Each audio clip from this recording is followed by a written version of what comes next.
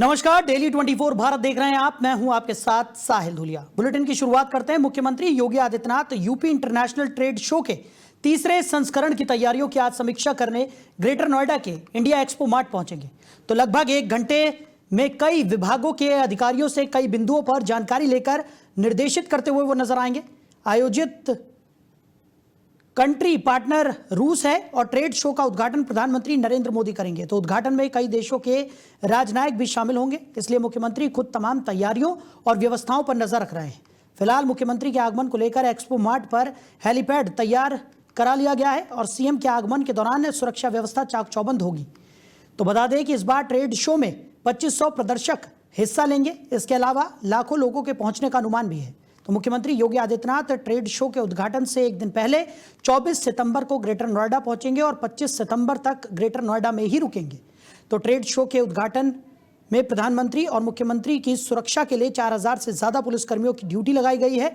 इसमें 8 DPC, 9 ADCP, 37 ASP, 150 उप निरीक्षक और सैकड़ों सिपाही शामिल होंगे। तो पीएससी की 7 कंपनियां भी तैनात रहेंगी। सुरक्षा व्यवस्था को मजबूत बनाने के लिए 1000 से अधिक पुलिसकर्मी आसपास के जनपदों से बुलाए जाएंगे। तो प्रधानमंत्री के हेलीकॉप्टर से जब वो आएंगे तो तमाम तरीके की तैयारियां वहां पर होंगी और फिलहाल पुलिस ने सड़क मार्ग से भी वैकल्पिक व्यवस्था कर रखी है। तो ग्रेटर नोएडा के दौरे पर सीएम योगी आदित्यनाथ आज ट्रेड शो की समीक्षा यहां पर करते हुए नजर आएंगे। ट्रेड शो का उद्घाटन होना है, जिसमें इस बार जो पार्टनर है वो रूस रहने वाला है। तो ट्रेड शो को लेकर तमाम तरीके की तैयारियां कर ली गई हैं। सीएम योगी के आगमन को लेकर भी तमाम व्यवस्थाएं देखने को मिल रही है। तो ग्रेटर नोएडा में आपको बता दें कि इस खास आयोजन को लेकर तमाम तरीके की तैयारियां देखने को मिल रही हैं। तो ट्रेड शो का आयोजन यहां पर होगा और पीएम मोदी भी ट्रेड शो में शामिल होने पहुंचेंगे, उसका उद्घाटन करेंगे। सुरक्षा के कड़े इंतजामात यहां पर ट्रेड शो को लेकर किए गए हैं। प्रधानमंत्री नरेंद्र मोदी के आगमन को लेकर भी किस तरीके की तैयारियां हैं, उनकी समीक्षा करने के लिए सीएम योगी आदित्यनाथ आज ग्रेटर नोएडा पहुंचेंगे। ग्रेटर नोएडा पहुंचकर अधिकारियों से ज़रूरी जानकारियां लेते हुए नजर आएंगे और ट्रेड शो में किस तरीके से तमाम चीज़ें होनी है उसको लेकर निर्देशित करते हुए भी सीएम योगी आदित्यनाथ दिखाई देंगे। तो खबर पर ज़्यादा जानकारी के साथ हमारे सहयोगी अरबाज हमारे साथ जुड़ गए हैं। अरबाज, क्या कुछ निकलकर सामने आ रहा है? सीएम योगी आदित्यनाथ आज ग्रेटर नोएडा पहुंचेंगे और ट्रेड शो की क्या कुछ तैयारियां हैं, किस तरीके की तैयारियां वहां पर हो रही हैं, उसकी समीक्षा करते हुए भी नजर आएंगे। क्या जानकारी? जी देखिए, बिल्कुल आज ग्रेटर नोएडा एक्सपो मार्ट में उत्तर प्रदेश के मुख्यमंत्री योगी आदित्यनाथ का दौरा है। योगी आदित्यनाथ लखनऊ से सीधा मथुरा होते हुए गाजियाबाद इंडियन एयरपोर्ट आएंगे, फिर वहां से अपने हेलीपैड से जेबीयू आएंगे, जहां हेलीपैड बनाया गया है। वहां से बाई रोड लगभग 1:30 बजे एक्सपो मार्ट पहुंचेंगे और ट्रेड शो की तैयारियों का जायजा लेंगे। आपको बता दें 25 सितंबर से 29 सितंबर तक आयोजन होगा और उम्मीद लगाई जा रही है कि 25 सितंबर को देश के प्रधानमंत्री भी आ सकते हैं और तीसरे संस्करण का उद्घाटन करेंगे और प्रदेश का तीसरे चरण का सबसे बड़ा ये ट्रेड शो होगा। जी बिल्कुल। और अरबाज, अगर बात की जाए इस ट्रेड शो की तो काफ़ी महत्वपूर्ण इसे माना जा रहा है, क्योंकि जिस तरीके से निवेशकों का रुझान जो है वो भारत की तरफ देखने को मिल रहा है। खासकर यूपी की अगर हम बात करें तो सीएम योगी आदित्यनाथ की यही मंशा रही है कि यूपी को निवेशकों के लिए एक हब के तौर पर यहाँ पर विकसित किया जाए और उसी को लेकर इस तरीके के ट्रेड शोज लगातार यहाँ पर हो रहे हैं और ऐसे में निवेशकों की संख्या में भी वृद्धि दर्ज की जा रही है। जी देखिए, बिल्कुल अगर बात की जाए यहाँ पर उत्तर प्रदेश के रोजगार की, तो कहीं ना कहीं उत्तर प्रदेश के मुख्यमंत्री योगी आदित्यनाथ हमेशा ही जो रोजगार है उसको बढ़ावा देने में लगे रहते हैं। इसी चीज के लिए ट्रेड शो चलाया जाता है कि आप देखेंगे जो गांव की महिलाएं होती हैं किस तरीके से वो हाथों से जो अपनी कलाएं बनाती हैं, जिस तरीके से जो हाथों के चादरें बुनती हैं, उस चीज को लेकर जो ग्रामीण चीज है उनको ट्रेड शो में लाया जाता है। निवासियों की बात की जाए तो बाहर के लोग, देश विदेश के लोग यहाँ पर पहुंचेंगे, लाखों की संख्या में लोग पहुंचेंगे और 25 से 29 तारीख तक ये ट्रेड शो चलेगा। आपको बता दूं कि जैसे कि अभी ऑपरेशन सिंदूर हुआ था, ऑपरेशन सिंदूर में लगभग एक कंपनी जिसका नाम था राफे कंपनी ने 700 से ज्यादा ड्रोन दिए थे। ये राफे कंपनी में पार्ट बनाए जाते हैं। तो ऐसी बहुत सी चीजें हैं। नोएडा, ग्रेटर नोएडा उत्तर प्रदेश में कंपनियां हैं, फैक्ट्रियां हैं, जहां पर देखने को बहुत छोटी चीज लेकिन बहुत बड़ा धमाका करती हैं। तो कहीं ना कहीं उस चीज को लेकर ये ट्रेड शो में भी लाया जाएगा। और बात की जाए ट्रेड शो की, ट्रेड शो तीसरे चरण का सबसे बड़ा संस्करण होने वाला है। और 25 तारीख को लगभग देश के प्रधानमंत्री जो नरेंद्र मोदी हैं उनका भी आने की संभावना है, जिसको लेकर यहाँ पर सबसे पहले उत्तर प्रदेश के मुख्यमंत्री योगी आदित्यनाथ का दौरा है। और यहाँ पर सुरक्षा की बात की जाए तो आज लगभग 4000 पुलिसकर्मी लगाए गए हैं और जिस तरीके से यहाँ पर 45 हाईटेक सीसीटीवी कैमरे लगाए गए हैं, जिससे निगरानी रखी जाएगी, क्योंकि 25 को मोदी आए लेकिन उससे पहले सीएम आकर अपना दौरा कर रहे हैं और सुरक्षा का जायजा कर रहे हैं। और तरीके से देखा जाए, बात की जाए तो यहाँ पर रोजगार को बढ़ावा देने के लिए ये चीज की जा रही है। इसी चीज को लेकर ट्रेड शो चलाया जाता है। और आज सीएम उत्तर प्रदेश के मुख्यमंत्री योगी आदित्यनाथ डीएम के साथ मिलकर और पुलिस अधिकारियों के साथ मिलकर एक समीक्षा बैठक भी करेंगे। जी चलिए, अरबाज, हमारे साथ जुड़ने के लिए और इस तमाम जानकारी के लिए आपका बहुत शुक्रिया। तो सीएम योगी आदित्यनाथ ग्रेटर नोएडा पहुंचेंगे, जहां पर ट्रेड शो की तैयारियों को लेकर समीक्षा करते हुए नजर आएंगे। के मुख्यमंत्री योगी आदित्यनाथ का ग्रेटर नोएडा में दौरा है। मैं इस वक्त यहाँ पर मौजूद हूँ इंडिया एक्सपो सेंटर मार्ट में। आपको बता दें, आज यहाँ पर उत्तर प्रदेश के मुख्यमंत्री योगी आदित्यनाथ आ रहे हैं। ये आपको बता दूं, उत्तर प्रदेश के तीसरे चरण का सबसे बड़ा ट्रेड शो होने वाला है। यहाँ पर सुरक्षा की बात की जाए तो यहाँ पर पुलिस बल को तैनात किया गया है। लगभग 4000 पुलिसकर्मियों को यहाँ पर लगाया गया है।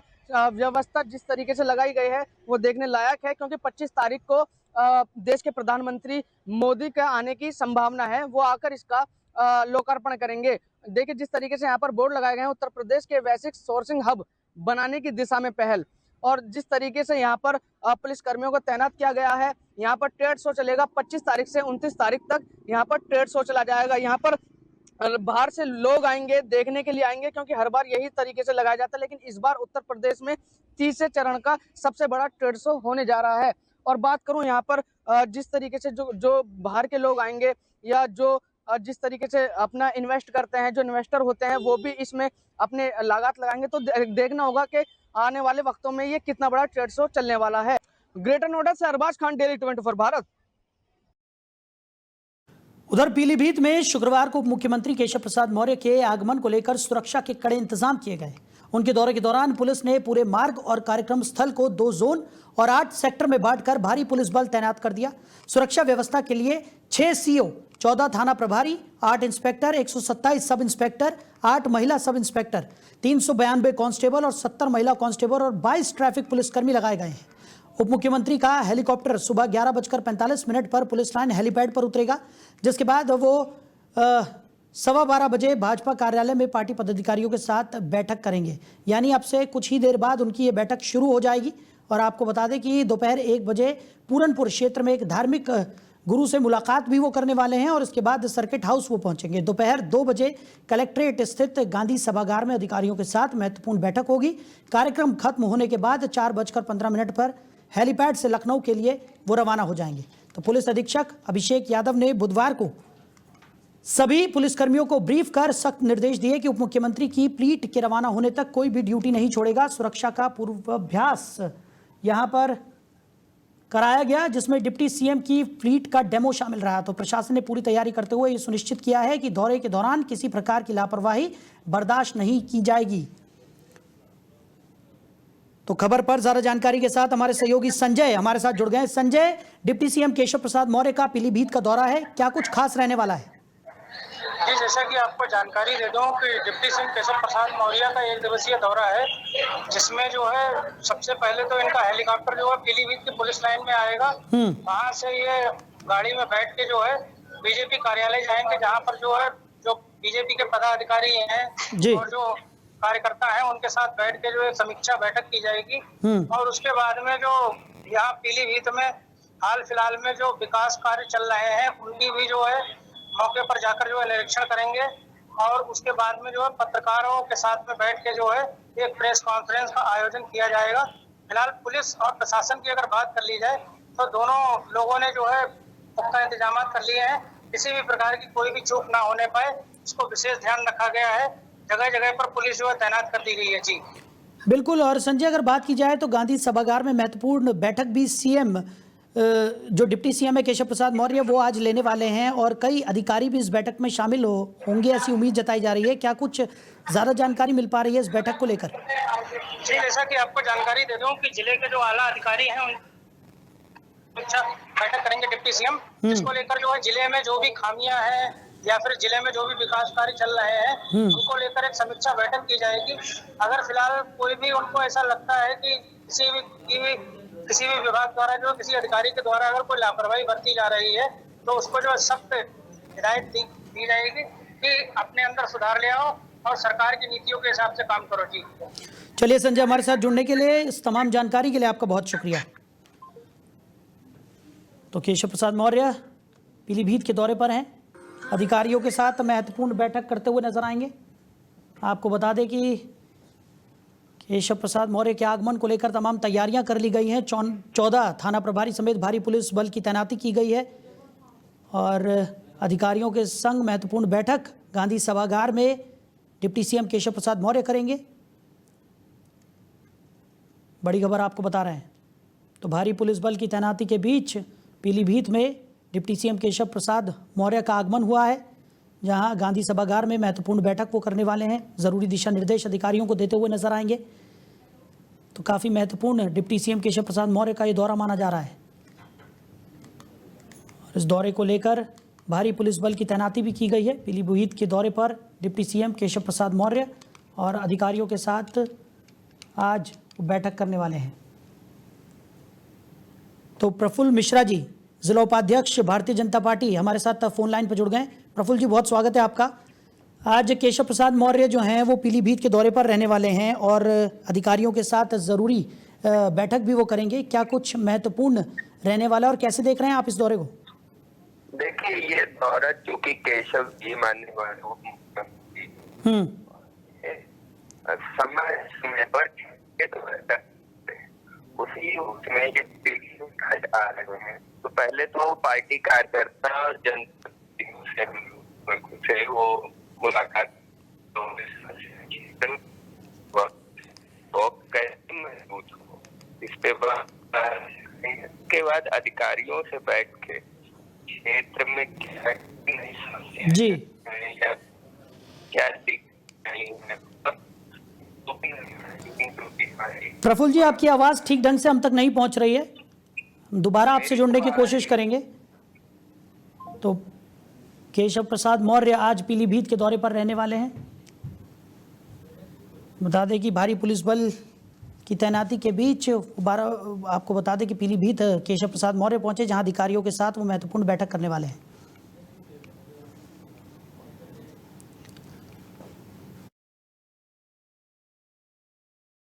आगे बढ़ते हैं। बाराबंकी से बड़ी खबर आपको बता दें, उप मुख्यमंत्री ब्रजेश पाठक ने शनिवार को जिला अस्पताल का औचक निरीक्षण कर व्यवस्थाओं का जायजा लिया। तो निरीक्षण के दौरान डिप्टी सीएम सबसे पहले इमरजेंसी वार्ड पहुंचे और वहां भर्ती मरीजों से इलाज व सुविधाओं की जानकारी ली।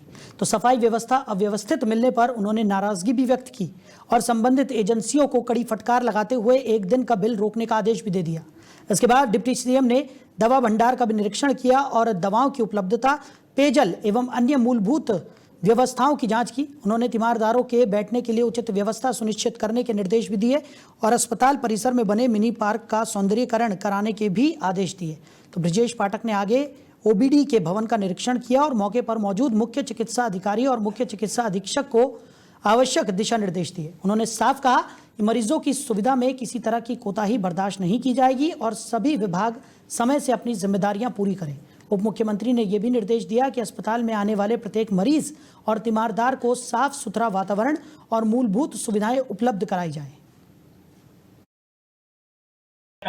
आज सेवा पखवाड़ा माननीय प्रधानमंत्री नरेंद्र मोदी जी के जन्मदिवस से लेकर महात्मा गांधी जी की जयंती तक पूरे देश में, पूरे प्रदेश में सबको साथ लेकर के मनाया जा रहा है। आज उसी अनुक्रम में बाराबंकी जनपद के डिस्ट्रिक्ट हॉस्पिटल का हमने औचक निरीक्षण किया है। रक्तदान शिविर को हमने आज जो रक्तदान शिविर चल रहा था उसमें चलते हुए पाया है। कल लगभग 41 लोगों ने रक्तदान किया था, आज अब तक 6 लोगों ने रक्तदान किया है, 6 ही है ना। और ये रक्तदान का जो कार्यक्रम है सेवा पखवाड़ा का वो लगातार चल रहा है। हम पूरे अपने बाराबंकी जनपद के सभी भाई बहनों से अपील करते हैं कि रक्तदान महादान है। किसी भी व्यक्ति की जिंदगी बचाना हम सबके लिए बहुत ही महत्वपूर्ण है। स्वेच्छा से रक्तदान करें, और रक्तदान करने के लिए आवश्यक नहीं है कि आप रक्तदान तत्काल करें। रक्तदान के लिए सहमति पत्र आप संबंधित जहां पर रक्तदान शिविर लगा वहां जाकर के अपनी सहमति दे सकते हैं, ब्लड ग्रुप की जांच करा सकते हैं, रजिस्ट्रेशन करा सकते हैं। जब भी आवश्यकता होगी आपको बुला लिया जाएगा। तो अगली खबर बहराइच से है, जहां उप मुख्यमंत्री केशव प्रसाद मौर्य जिले के दौरे पर रहे। कलेक्ट्रेट सभागार में उन्होंने अधिकारियों और जनप्रतिनिधियों के साथ विकास कार्यों की समीक्षा बैठक की। तो बैठक के दौरान उस समय हंगामा हो गया जब समाजवादी पार्टी के कैसरगंज विधायक आनंद यादव को बैठक से बाहर कर दिया गया। डिप्टी सीएम की ओर से बाहर किए जाने पर विधायक आनंद यादव ने नाराजगी जताई। केशव प्रसाद मौर्य ने अधिकारियों को साफ सफाई पर विशेष ध्यान देने के निर्देश भी दिए। उन्होंने कहा कि किसी भी सरकारी दफ्तर या अस्पताल में गंदगी नहीं होनी चाहिए।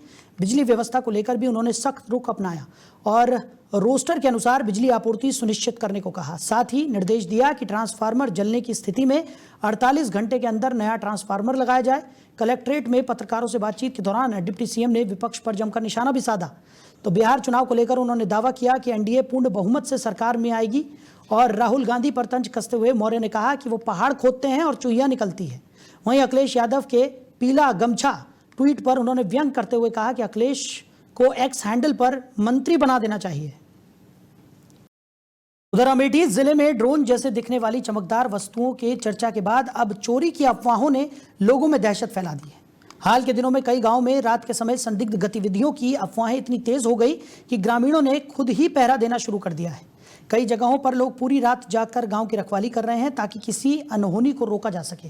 तो ग्रामीणों की सतर्कता इतनी बढ़ गई है कि जिले के विभिन्न थाना क्षेत्रों में संदिग्ध व्यक्तियों को पकड़कर पुलिस को सौंपने की घटनाएं रोज सामने आ रही हैं। हालांकि ज्यादातर मामलों में पुलिस जांच के बाद पकड़े गए लोग निर्दोष पाए गए हैं। पुलिस का कहना है कि ड्रोन जैसी वस्तुओं को लेकर फैली अफवाहें अब चोरी की अफवाहों में बदल गई हैं। सोशल मीडिया और आपसी बातचीत से ये अफवाहें तेजी से फैल रही हैं।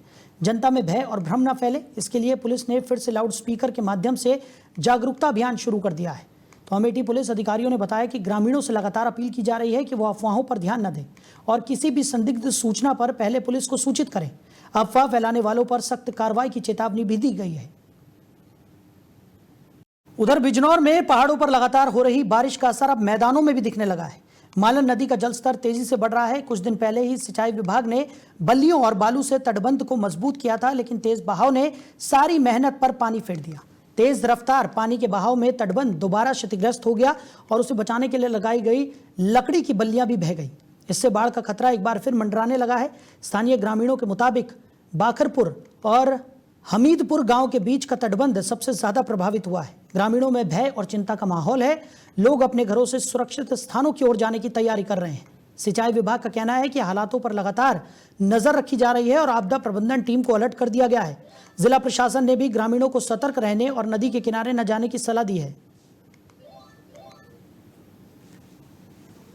उधर मुजफ्फरनगर में पुलिस ने साइबर ठगों पर बड़ी कार्रवाई करते हुए 2 शातिर आरोपियों को गिरफ्तार किया है। गिरफ्तार ठगों की पहचान निखिल और हरप्रीत के रूप में हुई है। वरिष्ठ पुलिस अधीक्षक संजय कुमार वर्मा ने प्रेस वार्ता में बताया कि आरोपियों ने पीडब्ल्यूडी के एक रिटायर्ड इंजीनियर से 33 लाख रुपए की ठगी की थी। ठगों ने ईडी, सीबीआई और न्यायालय अधिकारी बनकर पीड़ित को झांसे में लिया था। हैरान करने वाली बात यह है कि एक आरोपी एमबीए का छात्र और दूसरा इंटरमीडिएट का छात्र है। जांच के दौरान ठगी में इस्तेमाल हुआ आईपी एड्रेस कंबोडिया का निकला। पुलिस ने साइबर गैंग के 72 बैंक खातों को सीज कर दिया है। अब तक इस गैंग के खिलाफ 44 से अधिक शिकायतें दर्ज हो चुकी है। ठगों ने अलग अलग खातों से 40 करोड़ 55 लाख रुपए के ऑनलाइन ट्रांजैक्शन किए थे। पुलिस ने छापेमारी में 1 लाख नकद, 33 SIM, 21 ATM card, 13 mobile phone, 15 passbook, 3 chequebook, 2 notebook और एक वाईफाई राउटर बरामद किया है। पुलिस ने बताया कि साइबर गैंग के और सदस्यों की तलाश के लिए विशेष टीम गठित की गई है। पूरा मामला मुजफ्फरनगर के रामराज थाना क्षेत्र का। देखिए, एक बड़ी महत्वपूर्ण सफलता मिली है मुजफ्फरनगर साइबर क्राइम टीम को। एसपी क्राइम और प्रभारी निरीक्षक साइबर क्राइम सुल्तान गौरव और उसकी टीम द्वारा, रामराज जो हमारा सब इंस्पेक्टर है, इसकी टीम द्वारा एक मामला जो 11 तारीख को 11/9/2025 को एक कंप्लेंट प्राप्त हुई थी। एक पीडब्ल्यूडी के रिटायर्ड इंजीनियर है मिस्टर आर.के. गोयल। उन्होंने शिकायत किया था कि उनको डिजिटली अरेस्ट करके विभिन्न माध्यम से, पहले ईडी का बनके, फिर सीबीआई का ऑफिसर बनके, उसके बाद न्यायालय का अधिकारी बनकर के तथा न्यायालय के तमाम कागजात दिखा करके उनको कि हम आपकी कंप्लेन वापस ले लेंगे, आपने बहुत फ्रॉड कर रखा है अपने लाइफ में, जो आपने इधर उधर कर रखा है, बहुत पैसे लेन देन कर रखा है। इसके आधार पर उनको 33,35,000 रुपए उनसे ठग लिए थे। और ये इसमें जो जिस माध्यम से ये पूरा ठगी की गई थी, ये फ्रॉड किया गया था, इसमें जो आईपी एड्रेस हमने निकाला उसमें विदेश का, कंबोडिया का पाया गया है। उधर सेंट्रल नोएडा से बड़ी खबर, बिसरख थाना पुलिस ने मारपीट के मामले में तेज एक्शन लेते हुए 7 आरोपियों को गिरफ्तार कर लिया है। जानकारी के अनुसार ट्राइडेंट एम्बेसी सोसाइटी में AOA चुनाव को लेकर 2 पक्षों में जमकर मारपीट हुई थी। इस घटना का वीडियो सोशल मीडिया पर वायरल होने के बाद पुलिस हरकत में आई। पुलिस ने तेजी दिखाते हुए मामले में शामिल 7 लोगों को गिरफ्तार कर लिया है। घटना के बाद सोसाइटी में तनाव का माहौल बना हुआ है। बिसरख थाना पुलिस का कहना है कि सभी आरोपियों से पूछताछ की जा रही है और कानूनी कार्रवाई जारी है। तो फिलहाल इस बुलेटिन में मेरे साथ इतना ही। आप बने रहिए। नमस्कार।